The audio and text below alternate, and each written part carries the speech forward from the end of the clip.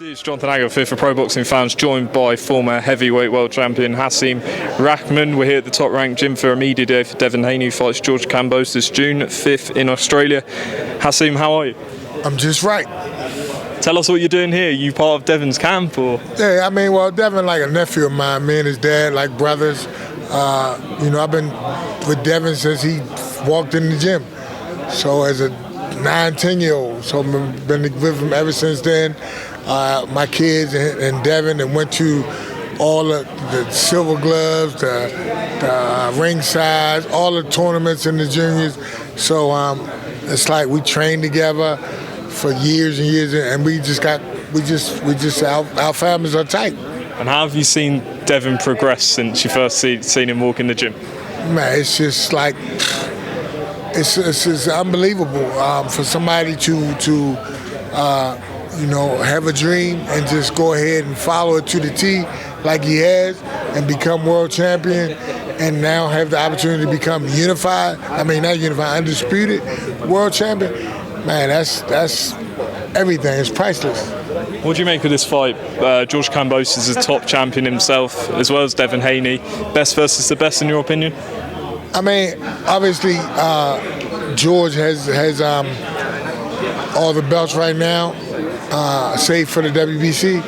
But you have to say it's the best versus the best. And I think iron sharpens iron, and the best. It's going to be undisputed. It's going to be no one can dispute who the best lightweight is coming from this fight. Hasim, whilst I've got you here, just want to touch on your amazing career. When you look back, what do you? Obviously, people will say the Lennox Lewis fight, but what are your top 3 standout wins from your career?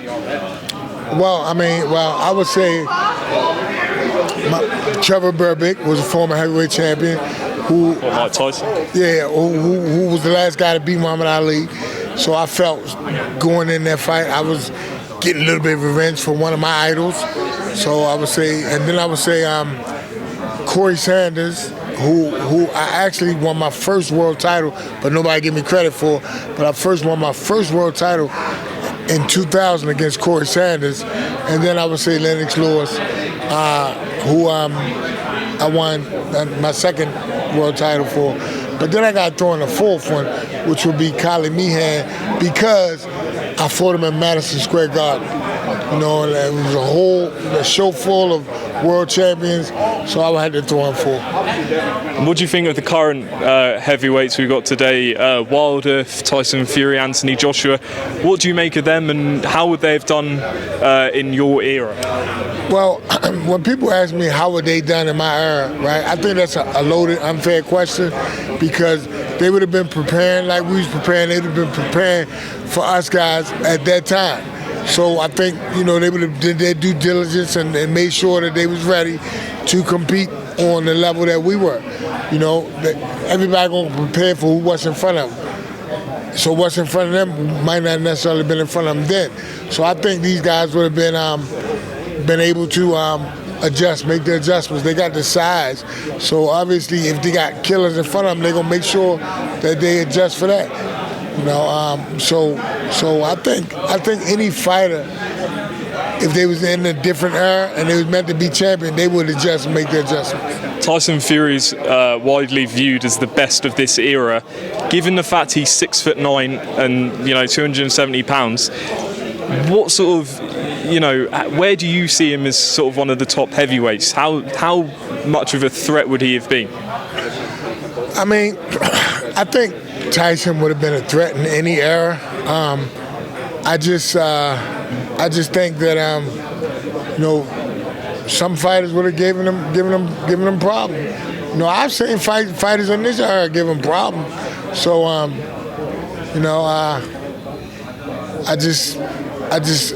we just had to see. We've got Anthony Joshua's rematch with Oleksandr Usyk coming up. How do you think the rematch plays out, Hasim? It's simple. If Anthony goes in there and tries to box him, he loses. If he go in there and try to knock him out and fight him, he wins. Interesting. And just talking about sort of your son carrying on your legacy, how proud are you to see him sort of step into the ropes and carry it on? Well, I mean, I'm always pleased if they work hard and give it 100%. They always got my 100% support and blessing. I got 3 sons. I got a heavyweight, a junior, middleweight, and then I got a 15-year-old welterweight that all three of us believe he's gonna make a lot of noise in boxing. And just tell us what you're doing since obviously you retired. What sort of things you've been up to? Well, just business, just all types of business. We got I have a real estate brokerage here in Las Vegas. So if anybody coming to buy a house in Vegas, hit me up. We're gonna take care of you. So that's primarily what I'm doing now. Real estate development, and I'm your guy. Actually, final one. Obviously, we saw the Roy Jones-Mike Tyson exhibition fight, and since then others have had. Would you ever be interested in doing something like that, or are you sort of happily your career's done, not interested? I'm by far the strongest heavyweight, active or non. Like, I'm the strongest heavyweight champion ever. So anybody want to refute that, or if anybody wants smoke, call me out. I'm not into calling people out, but I'm not into saying no either.